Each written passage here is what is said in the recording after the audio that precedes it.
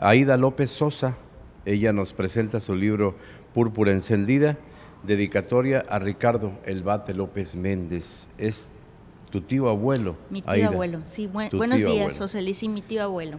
Qué honor ser testigo de este lanzamiento, tu cuarto libro. Sí, es mi cuarto libro y mi primera novela, porque los anteriores pues son de cuento, de ensayo. Tengo un libro infantil y esta es la primera novela que escribo y que creo que en este género me voy a quedar porque me gustó muchísimo. Este es el año de Felipe Carrillo Puerto y hay reminiscencias en tu libro de, diríamos, la colaboración de Ricardo López Méndez con Felipe Carrillo Puerto. Sí, mira, coincidentemente, ahora sí sin saber que el presidente sin saber iba... que existías, sí, te nombraba. te deseaba, ¿no?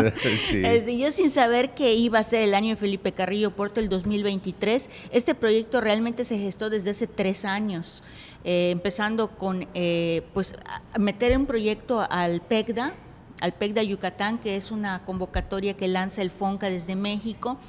Y eso fue desde hace 3 años. En el 2022 salí beneficiada y a partir de ese entonces comencé a escribirla. Nos dan nada más 6 meses para escribirla, así que ya tenía yo mucha información y ya lo que tenía yo recopilado, porque ya venía yo con la inquietud de escribirla.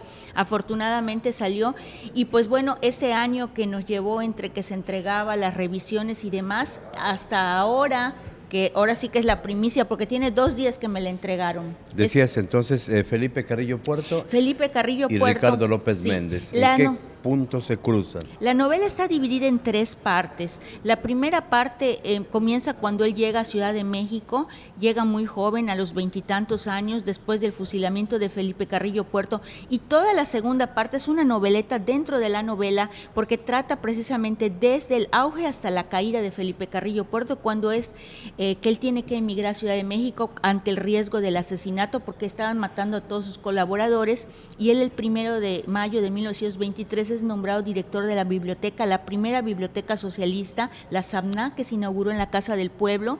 A él lo nombran como director de la biblioteca. Realmente está muy pocos meses, porque sabemos que el 3 de enero... Tenía 19 años, ¿verdad? Tenía 19 años. Es que yo ahora me pongo a pensar, ahora los jóvenes de 19 años, pues digo, nada que ver con esto, pero como que en aquella época vivían muy deprisa, ¿no? Incluso Guti Cárdenas, que pues fue así casi como su hermano, musical, literario, murió a los 27 años, o sea, eran unos jovencitos y ya se había ido a Estados Unidos y había sido director de una discográfica. Entonces tú decías, vivían súper rápido, quizá ante la incertidumbre de cuántos años iban a vivir, porque sabemos que el promedio de vida en aquel entonces era como de 40 años. Sin embargo, Ricardo vivió casi hasta los 90. Aída, perdón, buenos días. Sí, buenos días. ¿En qué te inspiras? No en quién, ¿en qué para escribir Púrpura Encendida? Pues mira, yo realmente soy pues la sobrina nieta, que casi no me gusta decirlo. Él no tuvo familia. No, hay que decirlo. ¿Así? Voz a cuello, claro.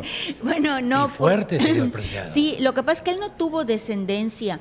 Mi papá, pues fue prácticamente su hijo. Mi papá igual se llamaba Ricardo López Herrera.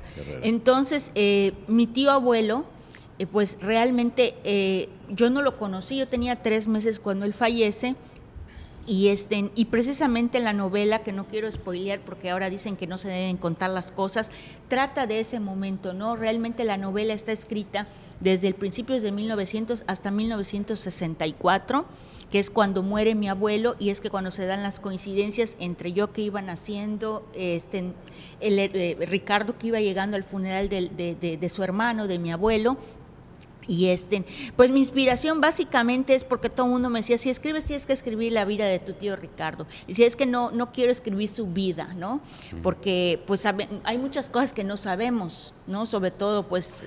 Tú quieres novelar su vida. Está novelada la vida. Para darte licencias literarias a la hora de...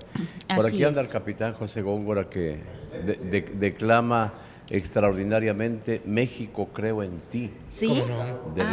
Tú me dices que hay material adicional que Sí. muchos de nosotros no conocemos. Pues claro, sí. Más que nada en aquella época pues no era tan frecuente las fotografías, ni las grabaciones, ni nada. entre familia como ahora que con un celular están en una comida y se toman fotos, pero sí realmente tengo muchos recuerdos porque él siempre que venía a Mérida, a veces llegaba incluso a la casa y tenía gustos muy particulares. Ahora que veía la fruta me acordaba que él no podía estar una mañana sin desayunar papaya.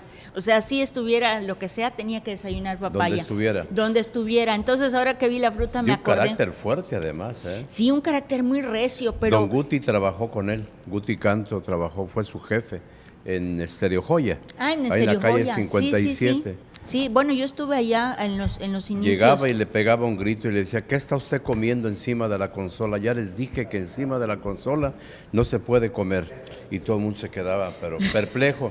Congelados. Invíteme, decía. No, sí, carácter muy recio, muy fuerte, pero yo creo que gracias a su carácter pudo vivir muchísimos años porque tuvo muchos reveses en su vida. De hecho, ahí se cuentan cosas muy fuertes de la vida de él, que sí son realidad, que no están ficcionadas, pero son realidad. Y yo creo que ese carácter por ejemplo, fue que pues por ejemplo, el suicidio de su primera esposa.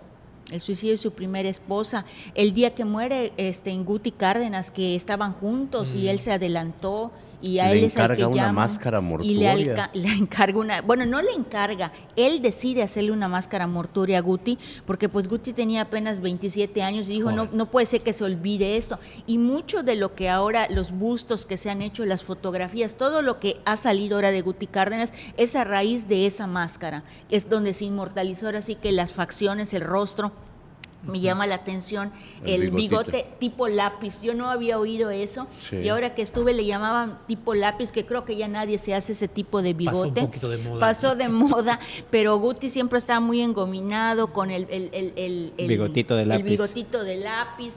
Y hombre de época, claro. Hombre de época, y hay una foto muy entrañable donde están ellos juntos, donde están totalmente con mucha formalidad vestidos, pero les ves sus caras muy jovencitos, ¿no? Pero en muy esa propios. Época muy propios, con corbata, con saco, y pues así andaban. Y en Ciudad de México pues mucho más, ¿no? Que es donde prácticamente pues Ricardo se queda a raíz de que se va con el asesinato de Felipe Carrillo Puerto, que de hecho lo esconde en un tiempo en una de las haciendas de su familia, que todavía hasta la fecha existe la hacienda, ya es un casco que se llama Ebulá, que está cerca de Izamal. Ahí lo esconden un tiempo para luego poderlo sacar, porque llegar a Ciudad de México en aquel entonces era más difícil que llegar a Cuba. Entonces sí se dio todo esto. Y bueno, todo eso está novelado en Púrpura Encendida, que es precisamente un verso de la canción Nunca, que escribió y que compuso a la par con Guti Cárdenas. Las canciones, decías, ¿cuál poema dedicado a Yucatán es mucho más poderoso que el credo? Bueno, lo que pasa es que el credo él lo escribe en 1940 y a raíz de eso es que él se da a conocer. Incluso Carlos Monsiváis, Pablo Neruda, todos ellos opinaron porque les caló mucho eso. Pero en 1942, que se cumplen los 400 años de la ciudad de Mérida, el gobernador de aquel entonces le encarga que escriba un poema a Mérida, y él hace un poema de largo aliento por siglo. Entonces son 4 siglos escritos en un poema de cuatro partes que se llama Voz en la Piedra. Pero es un poema que de verdad tú lo escuchas y te llega, porque habla de la memoria de la piedra. La piedra es lo que permanece, y habla de cómo por más que los españoles nos hayan conquistado, sus manos tuvieron que sangrar en la piedra. Es muy fuerte ese poema. La verdad es que supera en muchísimo México, creo en ti, pero bueno, eso le escribió a Yucatán y el otro pues es nacional, ¿no? Nacional, ambos tienen relevancia. En libros está consignado todo este poemario, los escritos del Bate. Los poemas como tal completos no están en parte, porque pues la idea no era recopilar sus poemas, ¿no? Están en parte incluidos dentro de la obra, porque por ejemplo el México creo en ti lo escribe cerca de cuando le empieza a germinar, cuando Lázaro Cárdenas le da la concesión en Ciudad Mante, Tamaulipas, para que abra la radiodifusora. Y entonces ahí es donde está una parte de México creo en ti, cuando él sale de la oficina. Él llegó a tener 4 radiodifusoras. Bueno, yo tengo entendido que tuvo la de Estéreo Joya, o Sí. sea, como concesión propia, y la de Ciudad Mante, Tamaulipas. Las demás puede ser que las haya administrado, manejado, pero yo sé que como propias estuvo Estéreo Joya aquí en Yucatán y la de Ciudad Mante, Tamaulipas. Ahí también Bien, podemos pues ahí conseguir está. este libro Exacto, y el ¿dónde? poema. Bueno, el poema, ¿de cuál? De La voz en la piedra. Exacto. Bueno, ese yo te lo haría llegar, pero porque ese no creo que no he visto Bueno. que esté publicado ni siquiera en internet, ¿eh? Y Perfecto. el libro, pues ahora está en la librería de la Sede Culta, aquí en la Púrpura encendida. Púrpura Encendida. Extraordinario material, Bate López Méndez, tu tío abuelo. Muchas gracias. Gracias, José Luis.